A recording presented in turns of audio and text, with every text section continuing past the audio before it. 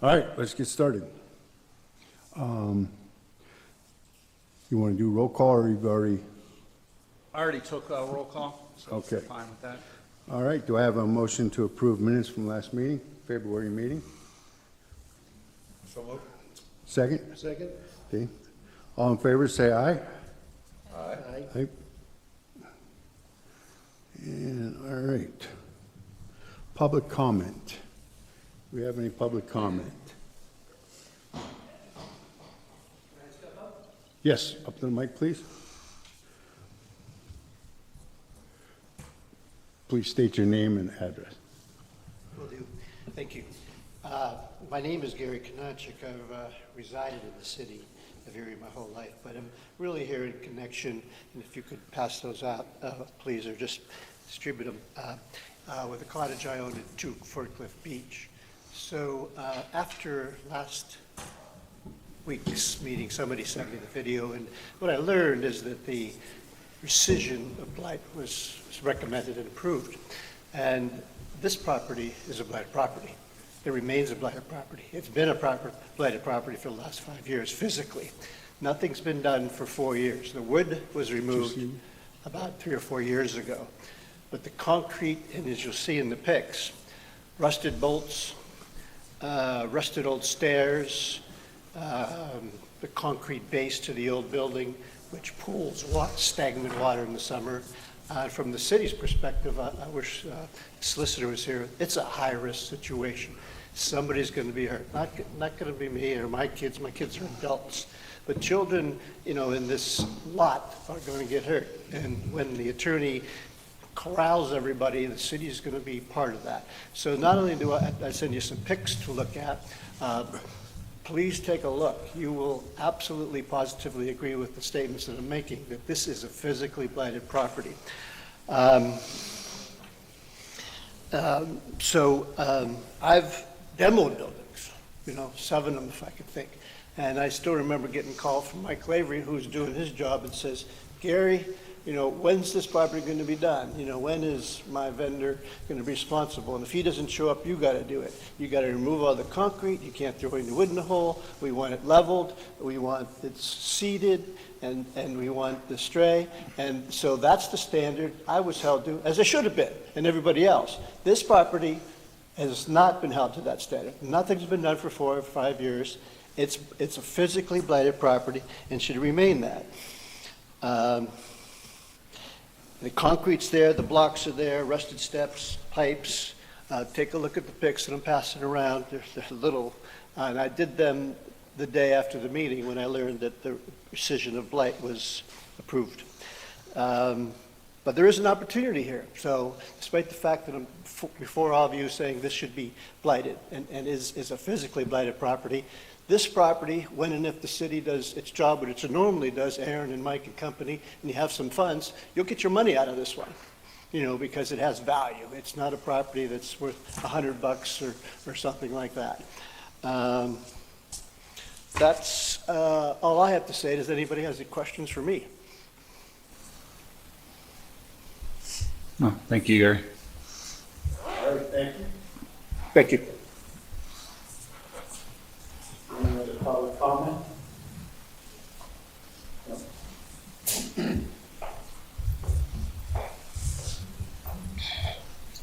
My name is Donald Crenshaw, and I reside in the city of Erie. And I'm here today with mixed feelings. I want to say thank you to Aaron and Mr. Miller, Dennis, that we had a halfway decent conversation I had with these people the other day, and as well as others that are sitting here at the table. I talked to a few people yesterday and talked about some positive things. Talked to Mr. Knox, just a lot of good things. And I'm here today to say that I'm hoping we can keep moving forward in that positive manner, as in addressing properties throughout the city. I have about a half a dozen people that continue to call me about the blighted properties and what can we do to get our properties off the blight list. And Andy, I want to thank you again personally for communicating with me yesterday, and Aaron, about methods and understanding a little better the procedures. And one of the things that I understand a little better now after talking to yourself, Aaron, yesterday, and Andy about what properties, fundings that the redevelopment authority, which Aaron is part of, can be addressed and used to renovate and fix up houses. Monday, the redevelopment authority had a meeting here where 6 different developers came out and presented their developments to access funding to take properties that may have been on the blight list, may just be vacant, but in addressing those properties, we had everybody there with their applications. From what I understand from yesterday's meeting, if you're an owner of a piece of property and it enters into the blight, this group here, that you can't use the dollars that the redevelopment authority has to renovate it. If you're a for-profit, nonprofit, and you go out and you acquire blighted properties and you fix them up, you can make requests, if I understood it properly, of funding that is there, which is great. But I ask that you as a body work with your other body, which the director sits here, Aaron, that maybe you look at how individuals that are losing their properties, that have invested, that's in the blight condition, that those properties can be removed, as the property was just talked about before me. It may not be in perfect shape, but it was taken off the blight list. If you can work with homeowners and individuals throughout this city that have property that enter here and they've invested dollars and they want to save their properties, why don't we just step right next door to a funding source, which is redevelopment authority, and say, okay, let's create something that these people who are homeowners, they own the homes, or they may have inherited it from their families, their landlords, but let's look at how we can take the dollars that the city has now. I think it was about 16 million or so that the redevelopment for different things have, but I understand they're in certain categories. Let's look at how we can reach out to those individuals and keep those properties from being demolished, or keep those properties from the existing homeowners losing them, keep that property on a tax basis. And then there's a new mechanism I understand that you guys are using. Instead of having to condemn certain properties, you're going to the taxing body. 2 years behind in taxes, water bills, sewer bills, I get it. You can take it, you can work that out so you don't spend the money that you'd be spending otherwise to acquire these properties. So I would just ask that the body as a whole look at those kind of things. And then I would also ask that going forward, Aaron, as you and I met yesterday and talked, I really appreciate it, and that was great. But I would ask that, as you stated, certain things can't be talked about when attorneys are involved, and you and I as individuals trying to resolve things, we can, but I don't think it looks good when both of our attorneys and you have lunch together and I'm not there. I can't say who has lunch and who doesn't, but when you meet with your attorney there and my attorney, it just doesn't look good. I'm not saying, I think positive things happen from it, but it just doesn't look good, because as you represent the redevelopment authority, this board, and if you're meeting and having lunch, that's great, but having lunch with my counsel, I don't know what was said because I wasn't there. I don't know if anything was done that I might have approved of or not approved of, but I don't think it's a good thing when you and your counsel meets with my counsel and I'm not present. So I would just like to put that on the record, that my goal is still always to create home ownership, to give opportunities, and with yourself, especially Aaron, and the boards that you sit on, I think you can make a major impact. Don, you're not allowed to direct individuals of the committee directly. You're supposed to direct. Well, the okay, let me committee say as a this. whole. As the committee, those that sit on multiple boards, you can really influence the positive things that can happen here if you come together and make it happen. So I just would like to say, as the board of a whole, and I can't, I guess, direct anybody individually, but you that sit on approving boards of permits and licensing, that I can't directly address, as we come together, which we did, I think we can make a difference. And I'm here again to make sure that we try to come to a reasonable solution that's not costing the city any more money, it's not costing me any more money, and the beneficiary is our citizens of the city because they get decent, affordable housing. I thank you for your time. Thank you, Don. Hello. Kathy? I was driving around because I had received an email yesterday, and there's a house on 9th and Wallace on the southwest corner. I didn't catch the address, but it appears it has had a fire at one time, and I don't know how soon the fire was, or, but when there's an incident like that, do the people rehabilitate pretty much after the fire, or is it torn down? Both. It takes a long time. Both. It can be both. It depends if they have insurance. If they don't, then we would look at demo. Okay, thank you. And I believe that property is blighted. I don't know the address. Yeah, 9th and, yeah. I'll look into it. It did look nasty. Insurance claims can take a while to settle. That's one of our hangups. I'll look into it either way. Okay, any further public comment? Any more public comment? None heard? Secretary's report. All right, currently we have 269 properties identified on the blighted property list, 50 of which are under some level of intervention by the Erie Land Bank or the Redevelopment Authority. That doesn't include properties in which are somewhere else in that process but have yet to have declaration of taken filed on the property. So I don't have a total of those, but like I said, 269 on the list, 50 of those are under some level of intervention by the Redevelopment Authority or Land Bank. That's my report. Thank you, Aaron. Have we received any correspondence? We did receive correspondence directed at the blight rescind last month of 1 Ferncliff Beach.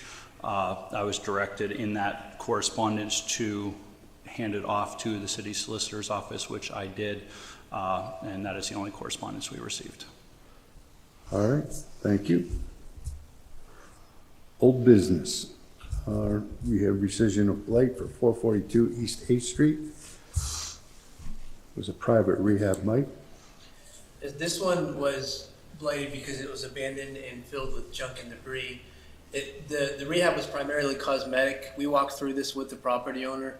All debris has been removed. There's been new gutters put on. It's been repainted on the inside. There aren't any permits on file, but nothing was done that required a permit. So it was just cosmetic stuff, painting, flooring, stuff like that.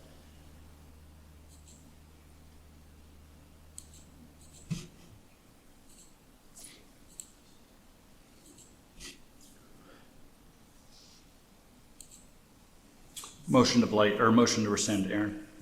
Second? Second. Dave? All in favor, say aye. Aye. Aye. All right. Who seconded that? I apologize. Okay, thanks, Dave. Oh. Under new business, election of officers. That is a mistake on my part. I failed to remove that from the February agenda that I utilized to make this one. So that is not necessary. We did that last month.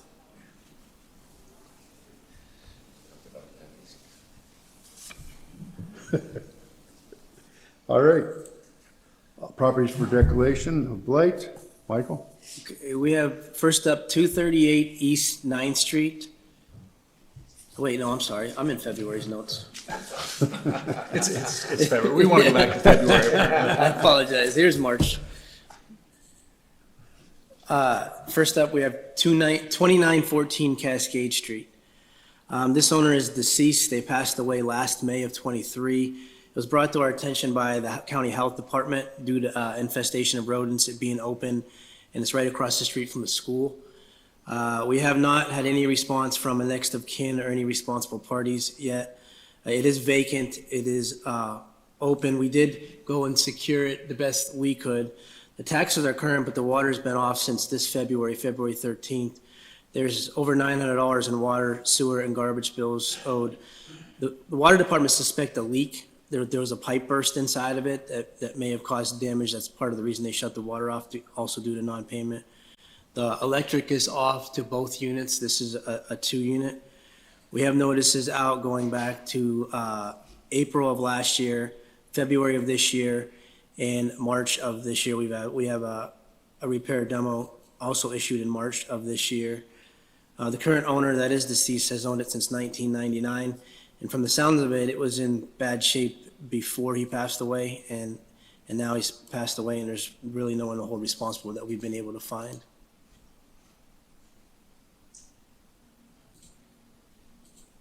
Thank you, Mike. Do I have a motion to declare blighted? So moved. Rich? Celine? All in favor, say aye. Aye. Okay, next up, what I'm presenting are 2 lots. They're the same owner. It's 1012 and 1014 West 19th Street. This is a pretty big property. I tried my best to get pictures to tell the story, but it was hard to get everything in here. It's a commercial lot. One's a vacant abandoned lot, which is 1012, which has junk, debris, and cars on it. And the other is what looks like an old warehouse or factory that had a fire on the exterior of it and the back of it. That was never repaired. The electric was cut. The meter was pulled and the electric was cut at the pole, I believe, due to the fire. Same owner owns both lots dating back to November of 2014. We have notices in a case history dating back to August of 22. There's notices sent in August of 22, December of 22. They were cited last February, and the results were outstanding. We never got a plea to that citation. There's notices sent in March of this month, as well as a repair demo order posted this month. The water and sewer and garbage are off. They've been off. The water's been off since 2017. There are back taxes owed on both properties from 22 to 24, over $8,000.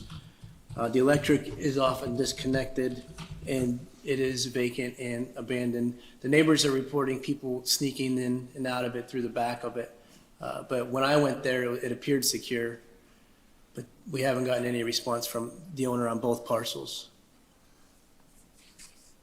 So this is 1014, which encompasses, this is the warehouse where the fire had occurred and is currently boarded, partially opened. This is another garage,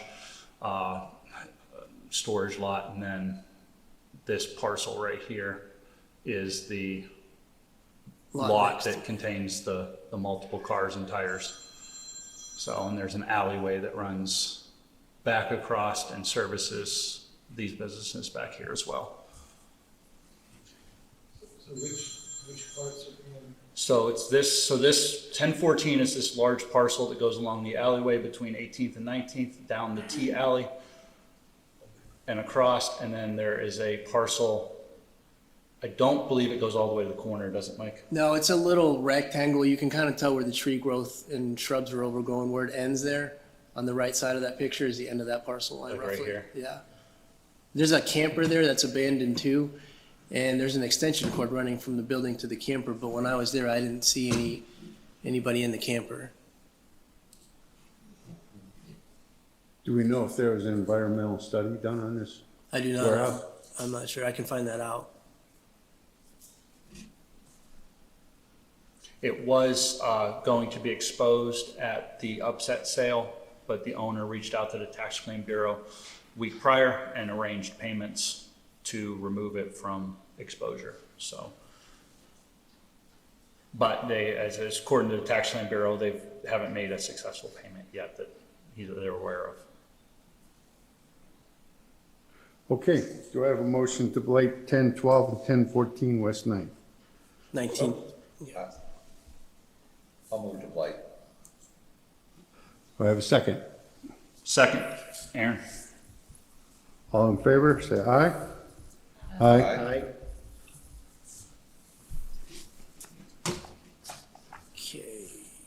Next, we have 538, 540 East 8th Street. This is a 2-unit. It was a rental at one time, but now it is vacant and abandoned. Excuse me. The current owners have had it since February of 2012. It was a tax claim deed. It's a 2-family dwelling. There are back taxes owed from 22 to 24, over $1,700. The water has been off since September of 2019, and there are water, sewer, and garbage bills owed over $800. The electric is also off to both units. This case history dates back to 2017, when it was occupied. We have notices sent of March of 17, March of 18, another notice sent in March of 18, May of 21, November of 21, and March of 23. There's also a repair demo notice currently posted on the property. It's vacant, abandoned, and because it's up against an alley in the back, we think people are pulling up and dumping there, and no one's doing anything about it or taking responsibility for the property. I'm sorry, what was the address? 538-540 East 8th, it's a 2-unit.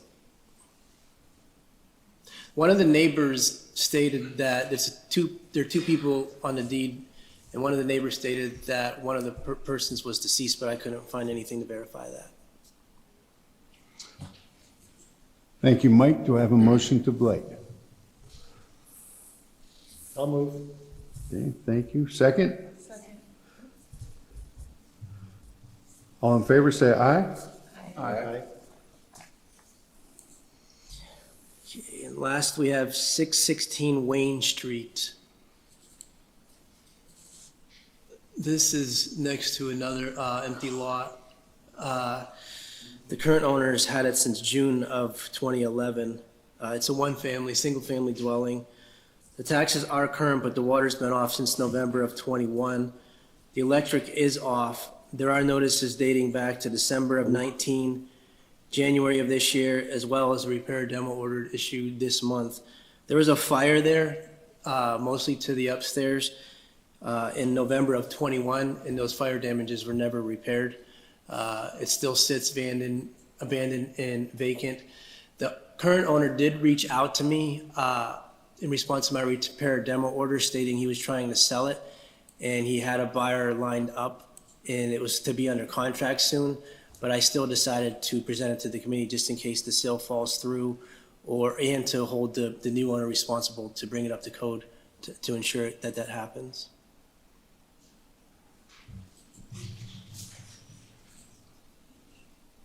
Okay, do I have a motion to blight? So moved. Thank you. Second, Aaron. Aaron. All in favor, say aye. Aye. And those are my properties. Thank you, everyone. Thanks, Mike. Thank you, Mike. Motion to adjourn. I'll move. Second. Aaron. All in favor, say aye. Aye. Aye.